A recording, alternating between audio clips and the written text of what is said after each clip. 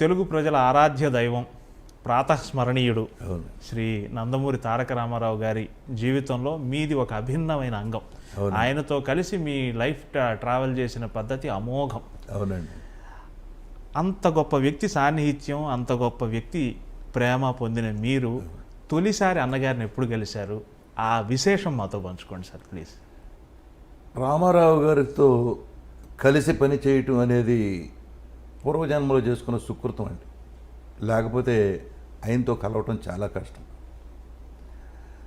నేను స్టేజ్ ఆర్టిస్ట్ని.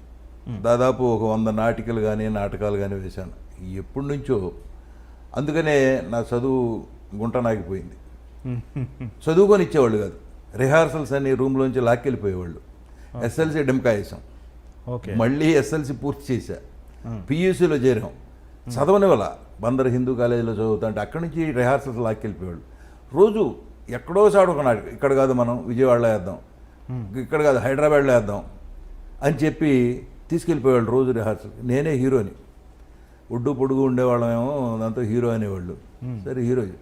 నేను అదేగాక హీరో చేసేవాడిని, సపోర్టింగ్ ఆర్టిస్ట్ చేసేవాడిని. కీర్తి స్టేషన్లో నేను మురారి వేశాను, అటు తిరిగి జమీందారు వేశాను. అది బెస్ట్ యాక్టర్ వచ్చింది, ఇది బెస్ట్ యాక్టర్ వచ్చింది మరి. ఓకే, అటువంటి అలా ఉండేదన్నమాట. ఓకే. ఈ నాటకాలకు అంకితంతో చదువు సంకన అయిపోయింది. సరే అట్టాగా మళ్ళీ పియూసీ పూర్తి చేశా. చదువు మీద ఇంట్రెస్ట్ ఉండేది, బట్ చదువుకోవడానికి టైం ఉండేది కాదు. వాళ్ళే వచ్చి ప్యాంట్ వేసి షర్ట్ వేసి పదా అని చెప్పి రిహార్సల్ తోసిపోయేవాళ్ళు. బీఎస్సీలో చేరాను. చదువు సాగట్లా అర్థమైపోయింది నాకు. అప్పటికే దాదాపు ఒక 100 నాటకాలు అయిపోయినాయి. అప్పుడు నాకు 21వ 22వ సంవత్సరం సర్కార్ ఎక్స్ప్రెస్ ఎక్కేశాను. మన ఆంధ్ర నుంచి ఎవరు సినిమాల్లోకి వెళ్ళాలన్నా మద్రాస్ సర్కార్ ఎక్స్ప్రెస్ ఎక్కాల్సిందే. సర్కార్ ఎక్స్ప్రెస్ ఎక్కి సెంటర్లో దిగినాక తెలుస్తుంది అసలు ఎక్కడున్నాం, మనం ఏం చేస్తున్నాం అని. మద్రాసులో దిగినాక తెలిసింది అసలు సినిమా అంటే ఏంటి. సినిమా అంటే ఒక పెద్ద సముద్రం అంత లోతు ఉంటుందండి. ఎవరిని కలవటానికి ఛాన్స్ ఉండవు. వాహిని స్టూడియోకి వెళ్తే బయట వాచ్మెన్ బయటకి తోసేస్తాడు, రానివాడు లోపలికి. కారులో వెళ్ళే వాళ్ళని చూసి రామారావు వెళ్తున్నారు, జమిన్ వెళ్తారు, సావిత్రి గారు వెళ్తాను అని అరవాల్సిందే తప్ప ఎంట్రీ లేదు అసలు. ఓకే, అంత స్ట్రిక్ట్గా ఉండేది, అంత డిసిప్లిన్ ఉండేది. సరే ఏం చేయాలి, రామారావుని కలవాలని. మీరు ఎలా కలిశారు అని అడిగారు కదా, దాని గురించి చెప్తున్నాను నేను.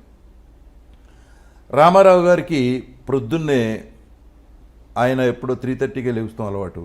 లేచి ఎక్సర్సైజ్ చేసుకుని మేకప్ వేసేసుకుని భోజనం కూడా చేసి 4:30కి. ఎందుకు 4:30కి చేస్తాడో తర్వాత చెప్తాం మీకు.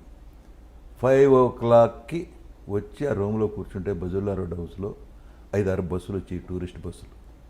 వాళ్ళంతా దిగి వెళ్ళి ఆయన కాళ్ళకి దండం పెట్టి కొబ్బరికాయలు కొట్టి హారతి ఇచ్చి వాళ్ళ యాత్ర సఫలీకృతం అయిందనే ఆనందంతో వెళ్ళిపోయాడు. అప్పుడు వాళ్ళందరినీ అడిగేవాడు ఆయన, ఏమండి ఎక్కడి నుంచి వస్తున్నారు, ఏ ఊరు, ఎక్కడెక్కడికి వెళ్ళారు. మహాప్రభు తిరుపతి వెళ్ళాము, వెంకటేశ్వర స్వామిని చూసాం, ఇక్కడికి వచ్చాము, మిమ్మల్ని చూసాం, మా యాత్ర పరిపూర్తి అయింది, ఇక ఇళ్ళకి వెళ్ళిపోతున్నాం అని చెప్పి దండాలు పెట్టేవాళ్ళు. అది నాకు తెలిసింది, ఈయన ప్రొద్దునే వెళితే కలవచ్చు, లేకపోతే కలవటానికి ఛాన్స్ లేదు. పెద్ద పహిల్వాన్లు ఉండేవాళ్ళు ఆయన ఇంటి గైడ్ బయట, లోపలికి రానిచ్చేవాళ్ళు కదా. సరే నేను వాళ్ళతో పాటు వెళ్ళే, టూరిస్టులతో పాటు వెళ్ళిపోయి చూశాను, దండం పెట్టాను. వస్తాం మేమని చెప్పి బయలుదేరి వెళ్ళిపోయారు. అందరూ వెళ్ళిపోయారు, నేను మాత్రం మిగిలా. చూశాడు ఆయన, ఎవరు నుంచున్నారు పిలవండి అంటే వెళ్ళాను నేను. ఏమయ్యా ఎవరు నువ్వు, ఏమిటంటే నేను ఇలా ఆర్టిస్ట్ని, సినిమాలో వేషాలు వేద్దామని వచ్చాను. అందుకని పెద్దగా నవ్వాడు ఆయన.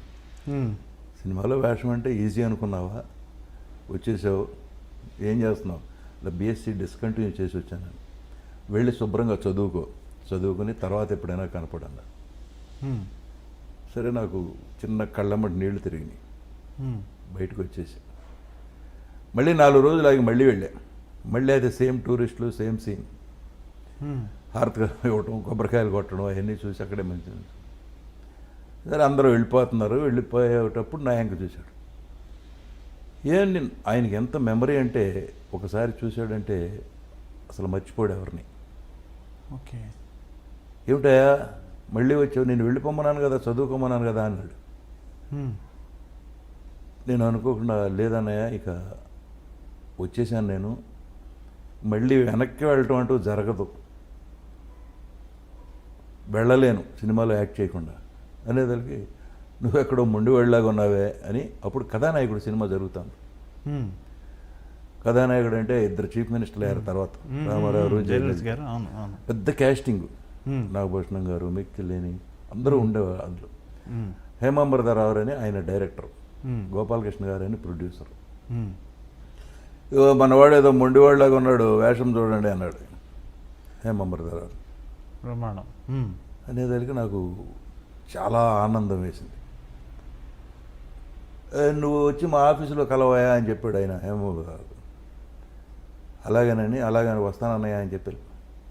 సరే వెళ్ళాను వాళ్ళ ఆఫీస్కి వెళ్తే కూర్చోబెట్టారు, మంచి చెడు అంతా మాట్లాడారు. ఒక వేషం ఫిక్స్ చేశారు, అది ఎలక్షన్ ఆఫీసర్. అందులో ఉన్న డైలాగులన్నీ నాకే ఉన్నాయి. రామారావుని చైర్మన్ చేయటం, మళ్ళీ తర్వాత రామారావుని దింపేయటం. ఎంతమంది 14 మంది ఆర్టిస్టుల కాంబినేషన్లో నేను.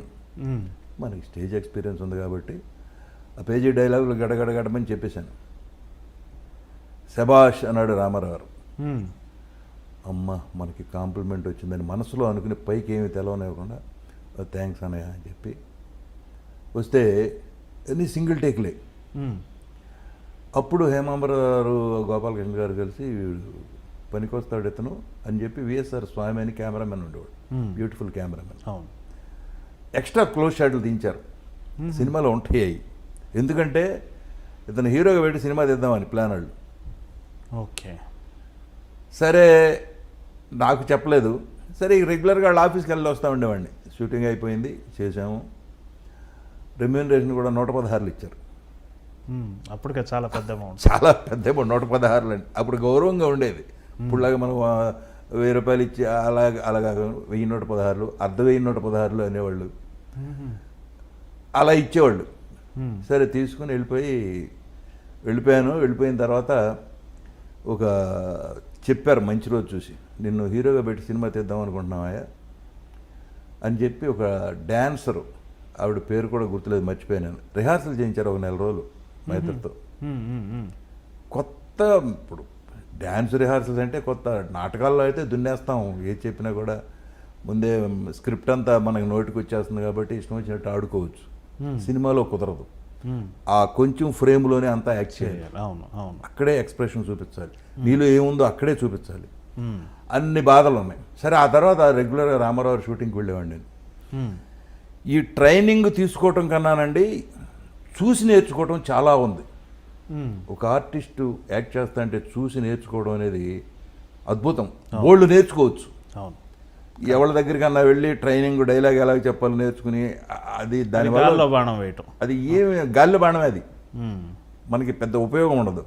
చూసి నేర్చుకోవడంలో ఎక్కువ ఉంటుంది. అందుకని ఎక్కువ సినిమాలు షూటింగ్ జరిగే చోటుకి వెళ్ళేవాడిని నేను. సినిమాలు ఎక్కువ చూసేవాడిని. ఎవరు చేశారు, ఆయన ఎలా చేశాడు, ఈయన ఎలా చేశాడు. ఆ రోజుల్లో పోటాపోటీ ఉండేది. పక్క ఆర్టిస్ట్ ఏం చెబుతున్నాడు, మనం ఏం చెప్పాలి, వాడు ఎక్స్ప్రెషన్కి మనకు కౌంటర్ ఏమి ఇవ్వాలి, ఎవరికాళ్ళు క్యారెక్టర్ డెవలప్ చేసుకోవడంలో ఉండేవాళ్ళు. అందుకని ఆ రోజుల్లో ఎవరికి ఇళ్ళు లేవండి, కారులు లేవు. ఒక అంబాసిడర్ కారు ఉంటే 8 మంది వెళ్ళేవాళ్ళం కారులో. భేషజాలు లేవు, వీడు గొప్ప, ఆడు పెద్దనాడు, ఈడు పెద్దాడు, ఏం ఉండేది కదా. ఇలా పర్సనల్ మేకప్ మెన్ లేరు, ఎవరో లేరు. అందరికీ కలిసి ఎవడో ఒకడు ఉండేవాడు, వాడే అందరికీ ఇచ్చేవాడు. కలిసి వెళ్ళిపోయేవాళ్ళం, కలిసి కూర్చునేవాళ్ళం, కలిసి తినేవాళ్ళం. ఆ రోజుల్లో ఈ రోజుల్లాగా క్యారియర్లు పెట్టడం, 10 రకాల కూరలు పెట్టడం అవన్నీ ఉండేవి కాదు. 2 ఇడ్లీ 2 వడ ఒక ప్యాకెట్ ఇచ్చేవాడు పొద్దున్నే, అది టిఫిన్. ఆ పూటకి కాఫీ ఇచ్చేవాడు. మధ్యాహ్నం కాస్త సాంబార్ అన్నం, కాస్త పెరుగన్నం పెట్టేవాడు, 2 పొట్లాలు, అవి తినేవాళ్ళం. అంతే. తర్వాత వచ్చేసరికి అసలు క్యారియర్లు, ఆ హోటల్ నుంచి ఇది, ఈ హోటల్ నుంచి ఇది, ఇలా తెప్పించడం మొదలెట్టారు. అలా ఉండమట్టి అంత డిసిప్లిన్గా సినిమాలు ఉండేవి, వేషాల మీద అంత ఇంట్రెస్ట్ ఉండేది. ఇప్పుడు మనం రామారావుని ఫస్ట్ ఎలా కలిసానని నేను చెప్పాను కదా, అక్కడి నుంచి ఇక కంటిన్యూ అయిపోయాను. ఆయన షూటింగ్ ఎక్కడుంటే అక్కడికి వెళ్ళిపోయేవాడిని. అక్కడ ఎవరు ఆపేవాళ్ళు కదా, ఇక నన్ను కూర్చొని చూస్తూ ఉండేవాడు. ఆయన ఎలా చేస్తాడు, మెస్మరైజ్ చేసేవాడు. ఆయన యాక్ట్ చేస్తా అంటే అలా నోరు తెరిచి కూర్చునేవాళ్ళం, అలా ఇమ్మర్స్ అయిపోయేవాళ్ళం అనమాట. ఇంత మహానటుడు, ఏ వేషం వేస్తే ఆ వేషంలో. ఇప్పుడు జనరల్గా ఆర్టిస్ట్ అనేవాడండి ఒక మట్టి ముద్దలు అంటాడు. దాన్ని డైరెక్టరు ఎలా మోల్డ్ చేస్తే అలా మోల్డ్ అవుతాడు. కరెక్ట్. మీరు రాక్షసుడిగా మోల్డ్ చేయొచ్చు, అందగాడిగా మోల్డ్ చేయొచ్చు, కుంటివాడిగా మోల్డ్ చేయొచ్చు. మీరు ఎలా మోల్డ్ చేస్తే ఆర్టిస్ట్ అలా మోల్డ్ అవుతాడు. ఆర్టిస్ట్లో ఉన్న స్పెషలైజేషన్ అది. అది తెలుసుకున్న డైరెక్టర్లు ఈ క్యారెక్టర్లన్నీ క్రియేట్ చేశారు, ఒకదాని తర్వాత ఒకటి. ఒక రాముడు, కృష్ణుడు, దుర్యోధనుడు, భీముడు. అలాగే ఆర్టిస్ట్కి కూడా ఇంట్రెస్ట్ ఉండాలి. మనం వేసుకునేటప్పుడు ఏం చేయాలి, ఏ మేసం పెట్టుకోవాలి, ఈ డైలాగ్ ఉంది ఎలా చెప్పాలి, మాడ్యులేషన్ ఎలా చెప్పాలి, ఎక్కడ ఆపాలి, ఎక్కడ పైకి లేపాలి, ఎక్కడ దింపాలి, ఇవన్నీ నేర్చుకోవాలండి. నేను ఇవన్నీ ఎందుకు చెబుతున్నానంటే ఆ గోల్డెన్ యుగంలో పనిచేసి ఉన్నాం కాబట్టి, ఆ గోల్డెన్ మనుషులతో పనిచేశాం కాబట్టి కరెక్ట్ నేను చెప్తున్నా. ఇది ఎవరికైనా ఉపయోగపడితే వాడుకుంటారు. ఇవాళ జనరేషన్లో మన మాట వినేవాళ్ళు కూడా ఎవరూ లేరు. డిసిప్లిన్ అండి. 7 గంటలకు షార్ట్ అంటే అందరూ 6:30కి విత్ మేకప్ డ్రెస్తో రెడీగా ఉండేవాళ్ళు. మరి ఇవాళ కంపారిజన్కి వస్తే మరి ఎవరన్నా ఒక్కళ్ళన్నా 10 ఎవరూ రావట్లేదు. అతను 10కి రాడుగా మేము ఎందుకు పొద్దున్నే వచ్చి ఏం చేయం అనే స్టేజ్ తీసుకొచ్చేశారు. చూసేదానికి సినిమాల మీద కాన్సన్ట్రేషన్ తగ్గింది. తర్వాత మెయిన్ క్వాలిటీ పడిపోయింది. ప్రొడ్యూసరు బాగుంటే 10 ఫ్యామిలీలు బతుకుతాయి. 10 ఫ్యామిలీలకు అన్నం పెడతాడు ప్రొడ్యూసర్ అని. ప్రొడ్యూసర్ని గౌరవించేవాళ్ళు. ప్రొడ్యూసర్ వస్తే లేచి నుంచునేవాళ్ళు, దండాలు పెట్టేవాళ్ళు. ఇవాళ అసలు ప్రొడ్యూసర్ కాదు, ఎవరు వచ్చినా గౌరవం లేదు, దండం లేదు. ప్రొడ్యూసర్ ఉన్నాడో చచ్చాడో ఎవరికి అలవలేదు. ఈ సినిమా మనది అనుకునేవాళ్ళు లేరు. ఈ ప్రొడ్యూసర్ మనాడు. ప్రతి సినిమాని మేము ప్రేమించేవాళ్ళం. సినిమా అంటే అంత ప్రేమగా ఉండేది. ఈ సినిమా మనది, బాగా రావాలి.